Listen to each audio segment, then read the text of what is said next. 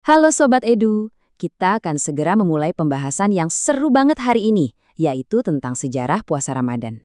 Assalamualaikum warahmatullahi wabarakatuh. Apa kabar Sobat Edu semua? Kenalkan, saya Ustazah Anita dari SD Glove Islamic School di Batam. Senang sekali bisa menemani Sobat Edu semua buat belajar bareng hari ini.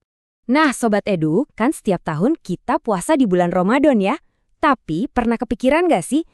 Gimana ya cerita awalnya kok bisa ada puasa Ramadan? Penasaran kan? Yuk kita cari tahu bareng-bareng. Oke, jadi gini ceritanya. Ternyata Sobat Edu, sebelum ada perintah puasa Ramadan yang wajib itu, Nabi Muhammad dan para sahabatnya itu udah biasa berpuasa loh. Jadi dulu itu beliau biasanya puasa 3 hari setiap bulan, ditambah puasa di hari Asyura, yaitu pada tanggal 10 Muharram. Tapi ini puasanya belum wajib ya, masih sunnah. Nah, disinilah momen pentingnya. Turunlah ayat dari Allah yang ini. Inilah perintah pertama yang mewajibkan puasa untuk semua orang Islam. Dan tujuannya, wah mulia sekali, yaitu supaya kita semua jadi orang yang bertakwa. Allah itu kan maha baik dan maha penyayang ya. Jadi, perintah puasa ini nggak langsung plek kayak yang kita jalani sekarang.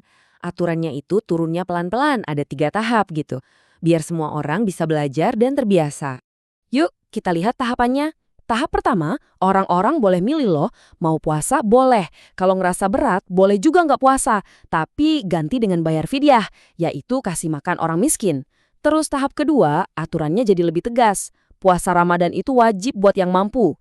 Nah, tahap ketiga ini nih, aturannya lumayan berat. Puasa itu dimulai begitu kita tidur di malam hari. Coba deh Sobat Edu bayangin. Misalkan kamu pulang sekolah, capek banget, terus nggak sengaja ketiduran sebelum makan malam. Wah, menurut aturan waktu itu, kamu harus langsung puasa. Nggak boleh makan atau minum lagi sampai maghrib besoknya. Berat banget kan rasanya? Nah, karena aturan yang berat tadi, Allah dengan kasih sayangnya memberikan keringanan. Dan keringanan ini ceritanya datang dari sebuah kisah yang dialami salah satu sahabat Nabi. Jadi, ada seorang sahabat Nabi yang bernama Syirmah. Beliau ini seorang pekerja keras. Suatu hari, setelah seharian lelah bekerja di kebun, beliau pulang ke rumah dalam kondisi yang capek banget. Pas sampai di rumah, istrinya lagi nyiapin makanan buat buka. Tapi karena saking lelahnya, Syirmah nggak sengaja tertidur. Dan karena sudah tertidur, sesuai aturan saat itu, beliau jadi nggak boleh makan dan minum lagi malam itu. Besoknya, Syirmah kelihatan lemas sekali. Gimana nggak lemes kan? Kan beliau harus puasa seharian tanpa makan malam sama sekali. Nabi Muhammad yang melihatnya jadi kasihan dan bertanya kenapa. Syirmah pun menceritakan kejadiannya. Dan subhanallah, karena peristiwa yang dialami Syirmah inilah, Allah menurunkan ayat baru. Ayat ini memberikan keringanan yang luar biasa.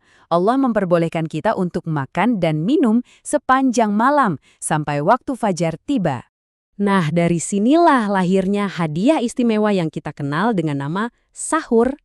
Jadi, kegiatan sahur yang kita lakukan itu adalah berkah dari kisah Syirmah tadi. Dengan sahur, kita jadi punya energi untuk puasa seharian. Alhamdulillah, puasa jadi jauh lebih ringan kan? Oke, kita udah tahu nih sejarahnya. Sekarang pertanyaannya, kenapa sih kita harus puasa? Apa aja pelajaran baik atau hikmah yang bisa kita ambil dari ibadah ini? Yuk kita bahas. Pertama, puasa itu melatih kita jadi lebih sabar. Terus, kita juga jadi belajar disiplin, karena tahu kapan harus mulai dan kapan harus berbuka. Waktu kita lapar, kita jadi bisa ngerasain gimana rasanya teman-teman kita yang mungkin kekurangan makanan. Ini bikin kita jadi lebih peduli dan sayang sama sesama. Dan yang paling penting, semua ini tujuannya adalah agar kita jadi anak yang soleh dan bertakwa. Wah, seru banget ya Sobat Edu belajar tentang asal-usul puasa. Jadi, sekarang kita makin paham kalau aturan puasa yang kita lakukan ini adalah bentuk kasih sayang Allah supaya kita bisa beribadah dengan lebih mudah dan tetap semangat.